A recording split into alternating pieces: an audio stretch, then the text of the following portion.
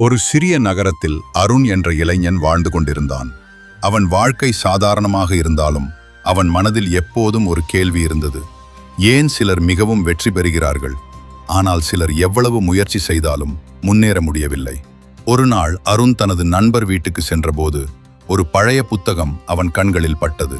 அந்த புத்தகத்தின் பெயர் தி சீக்ரெட். அவன் அந்த புத்தகத்தை எடுத்து படிக்க ஆரம்பித்தான். அதில் ஒரு முக்கியமான கருத்து இருந்தது. உங்கள் எண்ணங்கள் தான் உங்கள் வாழ்க்கையை உருவாக்குகின்றன. அதாவது, நாம் எதை பற்றி தொடர்ந்து நினைக்கிறோமோ அதையே நம் வாழ்க்கையில் ஈர்க்கிறோம். இதையே லா ஆஃப் அட்ராக்ஷன் என்று அந்த புத்தகம் கூறுகிறது. அருண் முதலில் இதை நம்பவில்லை. எப்படி நினைப்பதால் மட்டும் வாழ்க்கை மாறும் என்று அவன் சிந்தித்தான். ஆனால் புத்தகத்தில் ஒரு சிறிய உதாரணம் இருந்தது. ஒரு மனிதர் தினமும் தனது மனதில் நினைத்து கொண்டிருந்தார், எனக்கு எப்போதும் பணம் போதாது, நான் எப்போதும் கடனில்தான் இருப்பேன். அப்படியே சில மாதங்களில் என்ன நடந்தது தெரியுமா? அவருக்கு புதிய கடன்கள் வந்தது. பணம் குறைவாகவே இருந்தது. ஏனெனில் அவரது மனம் தினமும் குறைவு, பயம், பற்றாக்குறை பற்றி தான் நினைத்து கொண்டிருந்தது. அதே புத்தகத்தில் மற்றொரு உதாரணமும் இருந்தது. ஒரு பெண் தினமும் தனது மனதில் இப்படி சிந்தித்தாள், நான் ஆரோக்கியமாக இருக்கிறேன், என் உடல் தினமும் வலுவாகிறது. அவள் தனது மனதில் அந்த ஆரோக்கியமான வாழ்க்கையை கற்பனை செய்தாள். சில மாதங்களில் அவள் உண்மையிலேயே நல்ல உடல் நலத்துடன் இருந்தாள். அருண் இதை படித்தபோது ஒரு விஷயம் புரிந்தது. நாம் தினமும் நினைப்பது நம்முடைய மனதின் அலை போல் பிரபஞ்சத்திற்கு அனுப்பப்படும் ஒரு செய்தி போல. அந்த செய்திக்கேற்ற அனுபவங்களையே வாழ்க்கை திரும்ப கொடுக்கிறது. அந்த இரவு அருண் ஒரு முடிவு செய்தான். நான் இந்த ரகசியத்தை என் வாழ்க்கையில் முயற்சி செய்து பார்க்கிறேன். அடுத்த நாள் காலை அவன் தனது வாழ்க்கையை மாற்றும் ஒரு புதிய பயணத்தை ஆரம்பித்தான்.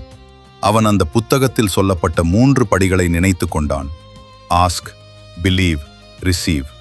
முதல் படி டேஷ் ஆஸ்க், அதாவது வாழ்க்கையில் என்ன வேண்டும் என்று தெளிவாக கேட்க வேண்டும். அருண் தனது மனதில் ஒரு கேள்வி கேட்டான், எனக்கு எந்த வாழ்க்கை வேண்டும்? சில நிமிடங்கள் அமைதியாக சிந்தித்தான். அவன் விரும்பியது என்ன தெரியுமா? ஒரு நல்ல வேலை, பணம் பற்றிய கவலை இல்லாத வாழ்க்கை மற்றும் தனது குடும்பத்திற்கு நல்ல வாழ்க்கை கொடுக்க வேண்டும். அவன் ஒரு காகிதத்தை எடுத்துக்கொண்டு எழுதினான், நான் ஒரு நல்ல நிறுவனத்தில் வேலை செய்கிறேன், நான் மாதம் நல்ல சம்பளம் சம்பாதிக்கிறேன், என் வாழ்க்கை தினமும் முன்னேறி கொண்டிருக்கிறது. அடுத்தபடி பிலீவ். அது மிகவும் கடினமான பகுதி. ஏனெனில் பல நேரங்களில் நம் மனம் சொல்வது, இது சாத்தியமா, இது நமக்கு கிடைக்குமா?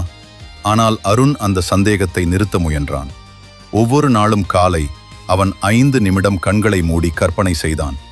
அவன் ஒரு பெரிய அலுவலகத்தில் வேலை செய்கிறான். அவன் கணினியில் வேலை செய்து கொண்டிருக்கிறான்.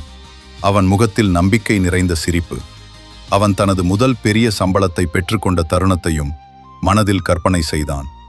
அந்த சம்பளத்தை கொண்டு தனது அம்மாவுக்கு ஒரு புதிய சேலை வாங்கி கொடுக்கும் காட்சி, அது அவனுக்கு மிகவும் மகிழ்ச்சியை கொடுத்தது. 3வது படி ரிசீவ், அதாவது அந்த விஷயம் ஏற்கனவே கிடைத்தது போல நன்றி உணர வேண்டும்.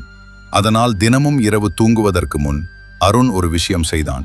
அவன் மனதில் சொன்னான், இந்த வாழ்க்கைக்கு நன்றி. சில வாரங்கள் இப்படியே சென்றது. ஒரு நாள் எதிர்பாராத விஷயம் நடந்தது. அருணின் நண்பர் ஒருவர் அவனை அழைத்தார். எங்கள் நிறுவனத்தில் ஒரு புதிய வேலை வாய்ப்பு இருக்கிறது, நீ முயற்சி செய்து பார்க்கலாமே? அருண் ஒரு நிமிடம் அமைதியாக நின்றான். அவன் மனதில் ஒரு எண்ணம் வந்தது, இதுதான் நான் கற்பனை செய்த வாய்ப்பா? அவன் உடனே அந்த வாய்ப்பை பயன்படுத்த முடிவு செய்தான். ஆனால் அவன் வாழ்க்கையை முழுமையாக மாற்றும் உண்மையான அனுபவம் இன்னும் வரவில்லை. அது அடுத்த சில நாட்களில் நடக்கப் போகிறது. அருண் அந்த வேலை வாய்ப்பை பற்றி கேள்விப்பட்ட பிறகு மிகவும் உற்சாகமாக இருந்தான். ஆனால் அவன் மனதில் ஒரு சிறிய பயமும் இருந்தது. நான் அந்த வேலைக்கு தகுதியானவனா? அந்த இரவு அவன் மீண்டும் அந்த புத்தகத்தில் சொல்லப்பட்ட ஒரு முக்கியமான கருத்தை நினைத்தான். உங்கள் மனம் நம்பினால் உங்கள் வாழ்க்கை அதை உருவாக்க ஆரம்பிக்கும். அதனால் அருண் ஒரு விஷயம் செய்ய முடிவு செய்தான். அடுத்த நாள் காலை அவன் கண்ணாடி முன் நின்றான். அவன் தன்னையே பார்த்து கொண்டு மெதுவாக சொன்னான், நான் இந்த வேலைக்கு தகுதியானவன், நான் நம்பிக்கையுடன் பேசுவேன், இந்த வாய்ப்பு எனக்காக வந்திருக்கிறது.